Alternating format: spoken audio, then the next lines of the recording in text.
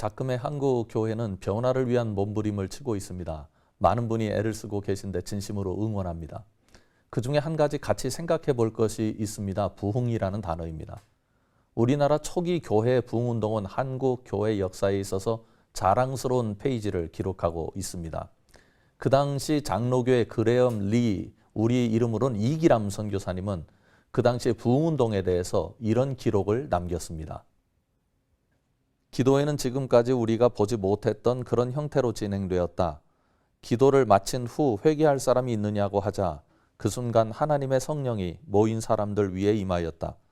한 사람씩 일어나더니 자기 죄를 자백하고는 쓰러져 울기 시작했다. 그들은 마루에 몸을 뒹굴며 주먹으로 마룻바닥을 내리치면서 극심한 고통을 호소하였다. 우리 집 요리사도 자복하면서 뒹굴었다. 그는 나를 보더니 목사님, 말씀해 주세요. 저에게 소망이 있습니까? 과연 제가 용서를 받을 수 있을까요? 하면서 내게 달려와 몸부림치며 울기 시작했다. 이것은 그 당시 부흥운동에 있어서 집회마다 일어나는 보편적 현상이었습니다. 감리교회 무스 선교사님은 이런 증언을 했습니다.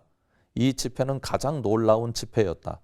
사람들이 가장 깊은 곳에 있는 부끄러운 죄까지도 고백하였으며 잃어버린 선함을 회복시킨 집회였고 구원의 체험과 확신을 이룬 집회였다. 여기서 우리는 부흥이라는 용어의 번디 뜻은 무엇일까 생각해 보았으면 좋겠습니다. 윌리엄 노블 선교사님의 기록이 참고가 될 것 같습니다. 그는 이렇게 증언했습니다. 그 당시 부흥회는 그들로 하여금 기독교인이 된다는 것이 무엇을 의미하는지 분명한 의식을 갖게 만들었다. 여기서 저는 아주 중요한 표현이 있다고 생각합니다. 기독교인이 된다는 것은 무엇을 의미하는지에 대한 분명한 인식. 부흥운동은 진정한 그리스도인 되기 운동이었습니다.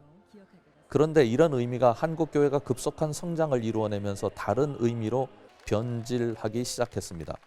모두가 그런 것은 아닙니다만 일반적으로 부흥이 교회 성장의 의미로 사용되고 있는 것이 현실입니다. 그러면 여기서 질문을 한번 해보죠. 성경에는 부흥이라는 용어가 나타날까요? 우리말이긴 합니다만 놀랍게도 신약이 아니라 그것도 구약에 단 한 번 나타납니다. 하박국 3장 2절 말씀입니다. 여호와여 내가 주께 대한 소문을 듣고 놀랐나이다. 여호와여 주는 주의 일을 이 수년 내에 부흥하게 하옵소서. 이 수년 내에 나타내시옵소서. 진노 중에라도 긍휼을 잊지 마옵소서. 이 말씀에서 우리는 부흥과 교회 성장이라는 말은 다소 거리가 있다는 사실을 발견합니다. 이제는 우리가 부흥이라는 용어의 의미를 제자리로 돌려놓아야 합니다. 지금까지 한국교회는 교회의 성장을 마치 교회의 존재 목적처럼 여겨온 것이 사실입니다.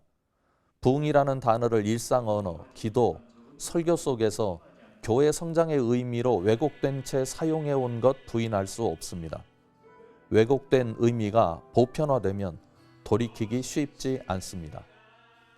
이제 한국교회는 사람의 능력, 즉 설교, 교육제도, 교회 경영, 교회 문화적 활동, 복지 서비스 등이 견인하는 교회가 아니라 오히려 우리의 무지와 무능을 인정하고 하나님의 개입이 교회 모든 면에 나타나도록 만들어 가야 합니다. 이제는 한국교회가 진정한 부흥을 이루는 즉 예수 그리스도의 성공을 드러내는 교회의 모습으로 돌아가야 할 때입니다.